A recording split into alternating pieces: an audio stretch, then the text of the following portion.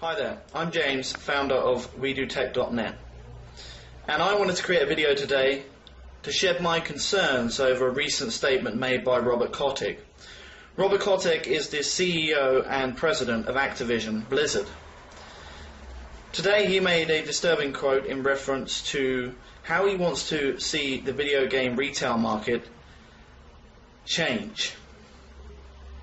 What he basically wants to happen is he wants games to become more expensive. Now, Activision has made a massive polar shift coming this holiday when they release Modern Warfare 2. Most games usually retail around about £39.99 here in the UK, up to £50. It really depends on which retailer you go to, as a lot of that markup goes to the supermarkets to be able to put a price competition against each other. Robert Kotick has decided that he's going to be releasing Modern Warfare at £55. Steep, you ask? Certainly is. But his comments made today were he wants to see video games cost more than that.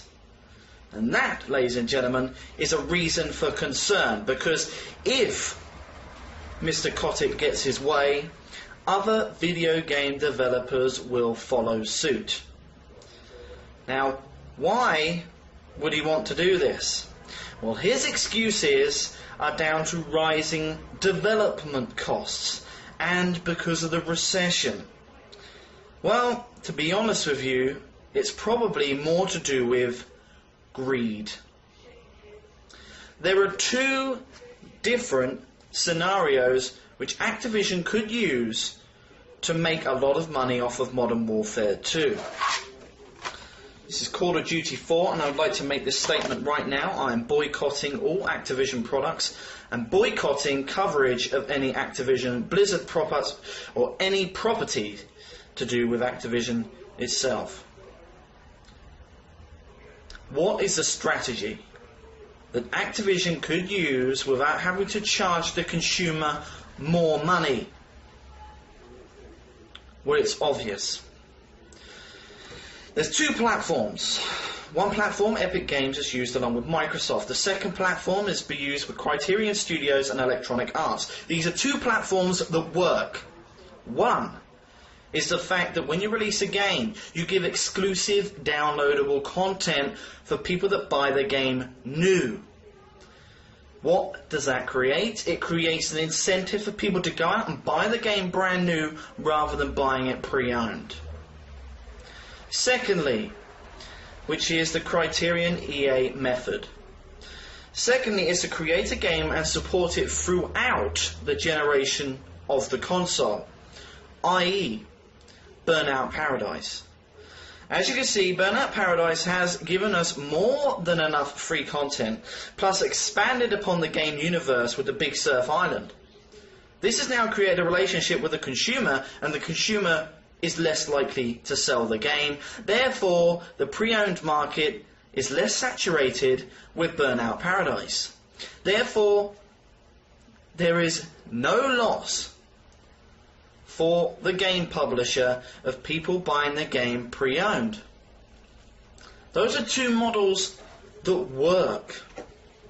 But no. Mr. Kotick believes that going down a model of raping, and I will say this with effect, raping and pillaging the consumer during an economic downturn is unforgivable.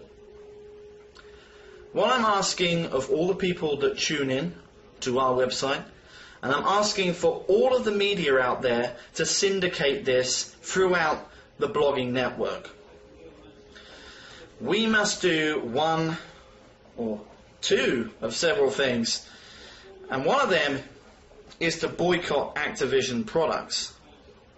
The second thing is to write to Activision and tell them we are not going to buy any games or any games housed by parent companies that they own until they guarantee us that they are not going to continue with these sort of tactics. Why is this such a big concern? Well, I've already explained one. One, other companies can come on board and set this as a default price. Number two is, how how do you think they're going to sell games in the next generation? Think about the rising development costs when a new console comes out in 2013, 2014.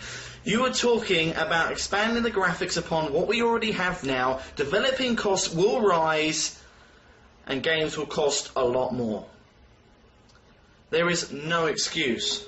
This is nothing more than corporate greed. And no doubt Mr. Connick benefits from it greatly. I urge of people to take this video seriously. I'm a video game consumer. I've been buying video games, or not buying video games for 19 years, but I've been playing video games for 19 years. There are people that have already priced out of the market buying games brand new because they cost too much already. So to rise the cost will hurt the companies more. Why? Because companies are going to see their profits plummet.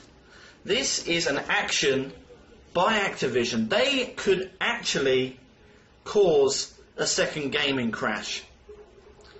It hasn't happened since the 1980s, but believe you me, if they keep rising the prices, this is exactly what will happen. People will not buy the game brand new. People will go into the pre-owned market and buy it significantly cheaper. Therefore, you are shooting yourself in the fucking foot. Think about it. And if you see this video, Mr. Connick, I do think you are an utter douchebag. Just want to go out on record as saying that. Like I say, I'd appreciate all help in syndicating this video and spreading it all over the internet. This is serious business, guys. This isn't just someone like myself who needs to get out and get a life. This is our livelihood. This is what we spend with our earnings, our hard-earned cash. You know, I'm sorry, Mr. Connick, that we don't earn over $1 million a year. You probably earn more in a week than I earn in a year. There are people like that who live in the middle class and lower classes that cannot afford to buy retail games at £50, let alone £55 and upwards. And don't think these price rises are not coming to the US, and don't think these price rises are not coming to Japan and Asia. These price rises will just happen all across the board. It's a disturbing thing. It really is. It's absolutely disturbing, and this could all even pave way for downloadable content only in the future. And for those that appreciate a physical disc and a physical format, that's going to be bad news for them. This is bad news across the board, no matter which way you look at it. I've been James from WeDoTech.net. Thanks for watching this video, and hopefully this will reverberate around the internet.